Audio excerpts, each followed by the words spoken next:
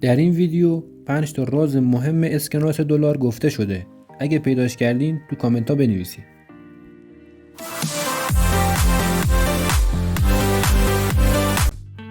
دلار آمریکا پول مهمیه چون مربوط به بزرگترین اقتصاد دنیاست. نرخ بهره دلار آمریکا توسط فدرال رزرو آمریکا تعیین میشه. فدرال رزرو تعیین میکنه چه نرخی داشته باشه و با نرخ بهره اون رو بالا و پایین میبره. بیشتر کشورهای دنیا از این پول استفاده میکنن و تقریبا کشوری وجود نداره دلار بهش بدی و قبول نکنن. بعضی کشورهای دنیا دلار پول رسمیشونه. کشورهایی مثل اکوادور، السالوادور و تیمور شرقی. بلیز و باربادوس و باهاماس هم پولشون وابسته به دلار آمریکاست. ولی برای خرید و فروش و تجارت در کل دنیا همه دلار آمریکا رو قبول میکنن. هر کشوری هر چی میخواد بفروشه قیمتشو به دلار میگه. با وجود اینکه آمریکا تاریخش زیاد طولانی نیست، با وجود همین تاریخ کمش اسکناس‌های زیاد و مختلفی تو این کشور چاپ شده. روی همه اسکناس‌های آمریکا از روز اول نوشته شده این کاغذ یک برگه قانونیه و به همین مبلغی که روش نوشته شده ارزش داره و به هیچ وجه باطل نمیشه. یعنی یک 5 دلاری 1820 هم 5 دلار میارزه. البته نه برای کلکسیونرها، اونا بابتش کلی پول میدن. اما در کشوری مثل انگلیس اسکناس ها راه به راه باطل میشن.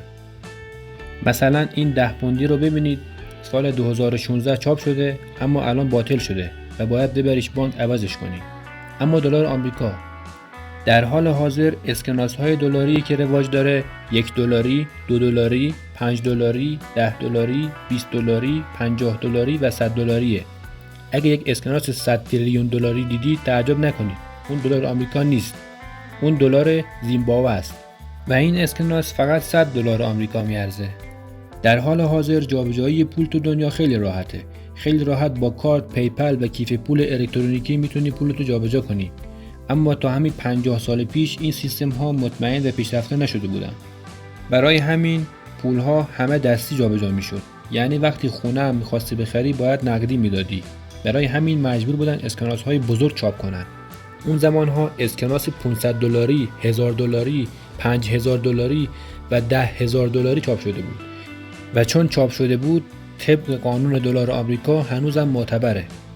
اولین اسکناس 10000 دلاری در سال 1863 چاپ شد که ارزشش به پول امروز به 202000 دلار میرسه. یعنی تو جیبت میتونستی یه اسکناس داشته باشی که باهاش یه خونه بخری. این اسکناس های درشت بیشتر برای جابجایی پول بین بانک‌ها بود چون نمیخواستن فرغون اسکناس جابجا کنن. اما 12 شعبه اصلی فدرال رزرو در کل آمریکا کارشون با اسکناس‌های بزرگ اون زمان حل نمیشد. اونها به اسکناس‌های بزرگتر احتیاج داشتن. برای همین در سال 1934 این اسکناس 100,000 دلاری رو چاپ کردند که روش مهر گولد سرتیفیکل داشت، یعنی به اندازه 100,000 دلار طلا در اون سالها ارزش داشته.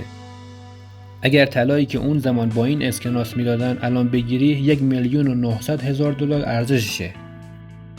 قبل از اینکه بریم سراغ ادامه ویدیو ممنون میشم ویدیو رو لایک، کانال رو سابسکرایب و زنگوله رو فعال کنید.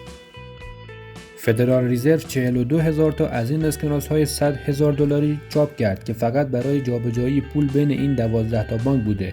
چون این اسکناس فقط دست دولت آمریکا بوده در سال 1960 جمعش کردن و بیشترش رو باطل و از بین بردن و بیشترش هم تو موزه های معمولی هستن. اگر کسی یه دونه از اینو داشته باشه مجرمه، یعنی اینو دزدیده. فقط دولت آمریکا میتونه اینو داشته باشه و قیمت نمیشه روش گذاشت. و در آخر اینکه این تنها اسکناس دلاره که میشه یه جورایی گفت باطل شده.